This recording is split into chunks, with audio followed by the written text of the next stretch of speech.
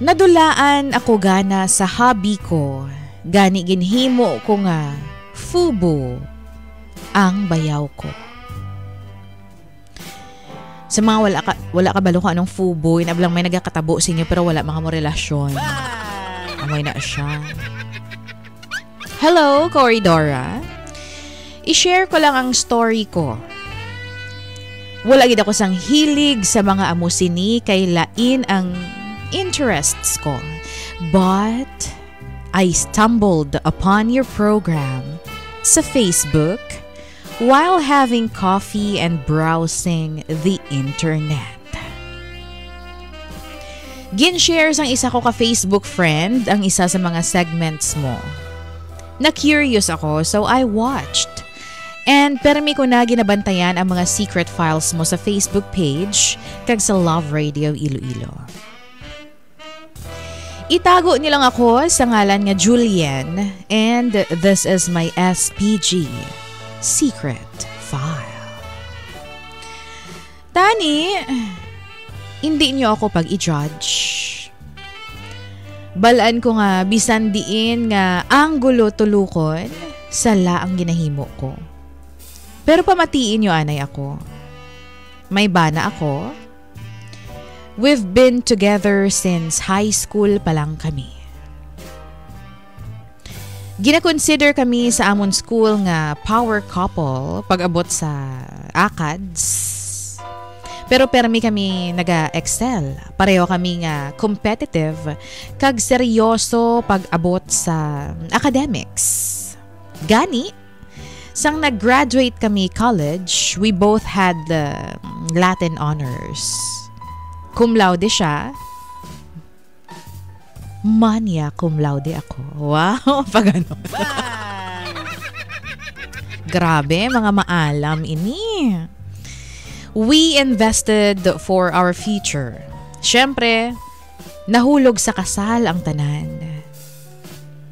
Amo ni ang ginhandom namon after namon nga makabulig sa amon nga mga parents. Kag makasave and be secured financially.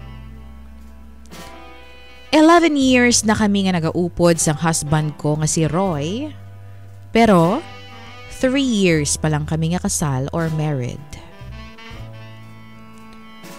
Hambal sang iban, ka-perfect sang amon nga relasyon.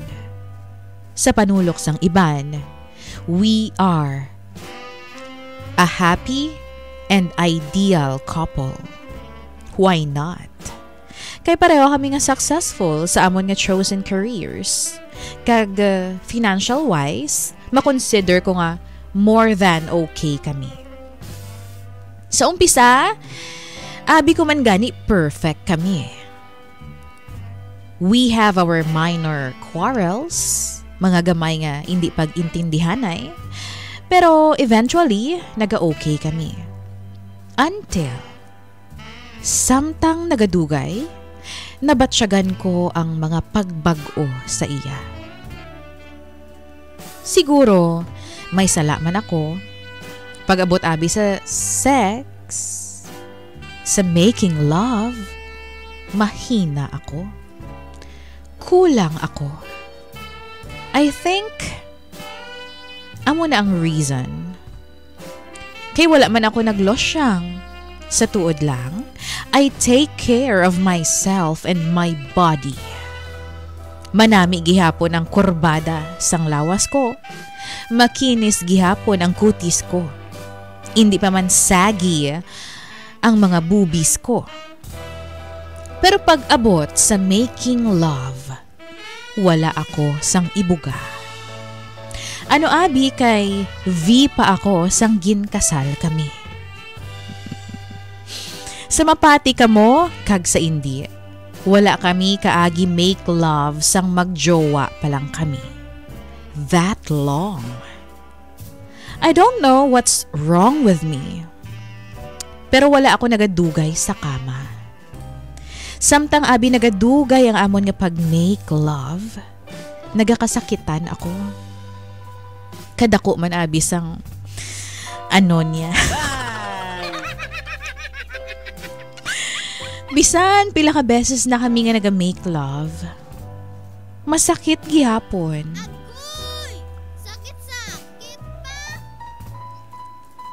Like I said, wala ako nagpatandog sa iya sang magjowa pa lang kami.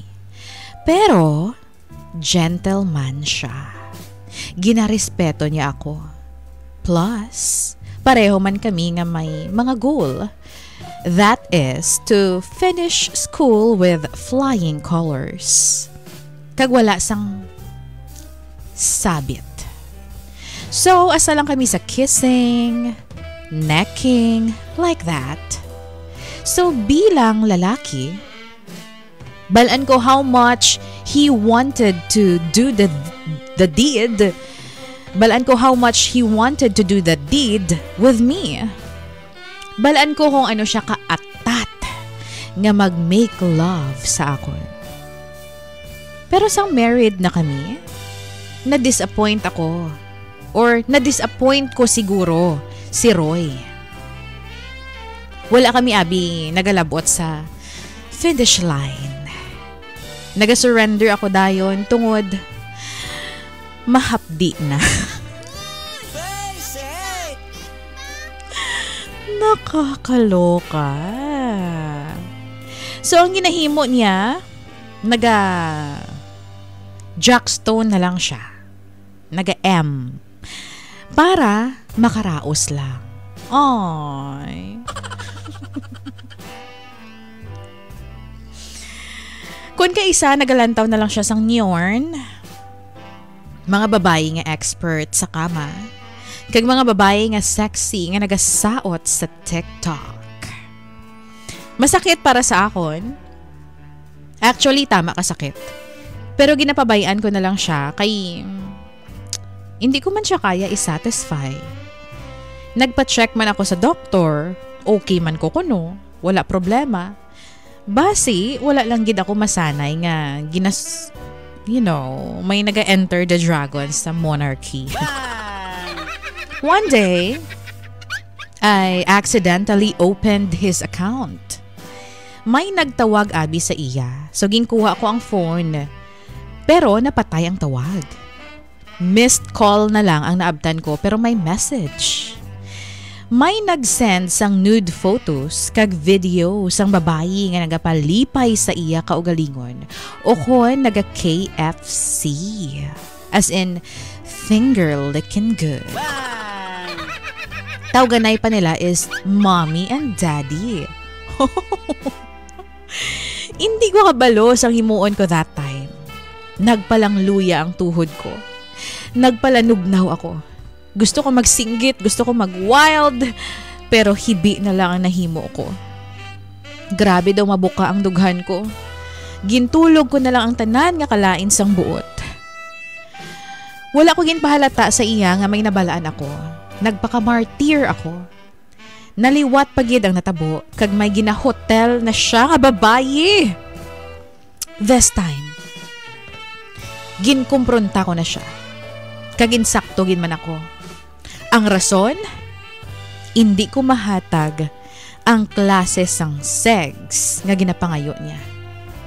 Siguro, sagad-sagad magdala ang mga babae niya. Naglayas ako sa balay kag nagpalipas ang gabi sa hotel. Bilog nga gabi ko nga ginbuhos ang akon nga mga luha samtang naga-wine. Nag-decide ako nga magstay sang pila ka semana sa hotel. Ang yaman! Nagtawag siya, nag-text, pero gina-ignore ko. I know my worth. Nag-suffer ako sang depression, pero ginabatuan ko ang tanan. Sa paglakat sang mga inadlaw, wala ako naghuna-huna nga may mabag-uman sa akon. I changed myself.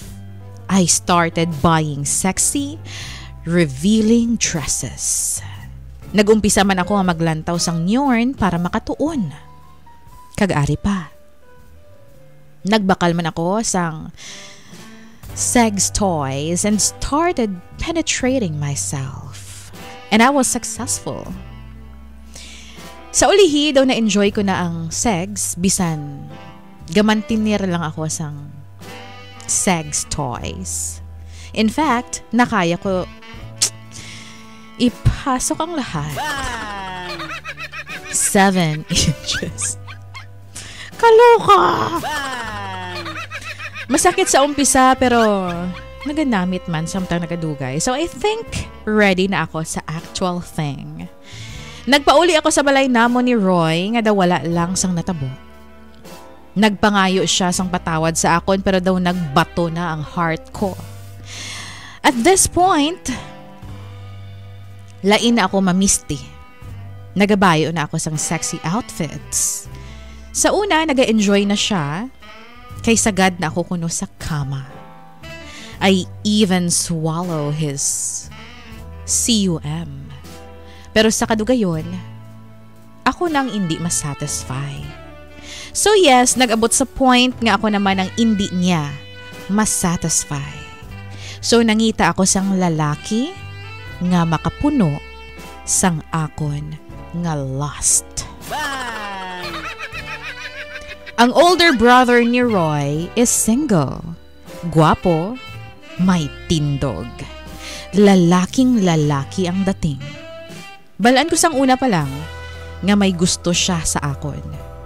So, to cut the story short, siya ang napili ko nga partner nga makasatisfy sa akon. Matik lang ang tanan. Yes, nangin fubo ko siya. Nadulaan ako gana sa hobby ko, ganiginhimo ko nga fubo ang bayaw ko. Sa tuod-tuod lang, mas sagad siya. Mas dax. Kag permi niya ako mapadoreme. Doremi. My thrill, permi. I enjoy playing with him. I enjoy everything. Kag kun habi ko na ang upod ko sa bed, wala na ko sang may mabatsyagan nga pagnanasa. Daw na fall out of love na ako. Siguro tungod sa pagpanunton niya nga ginhimo sa akon. Sa sakit nga ginhatag niya sa akon. Sa depression nga gindulot niya. Nangin pusong bato ako. He made me feel sang ginluiban niya ako that sex is all that important. Kagamo man na ang ginabatsyag ko subong.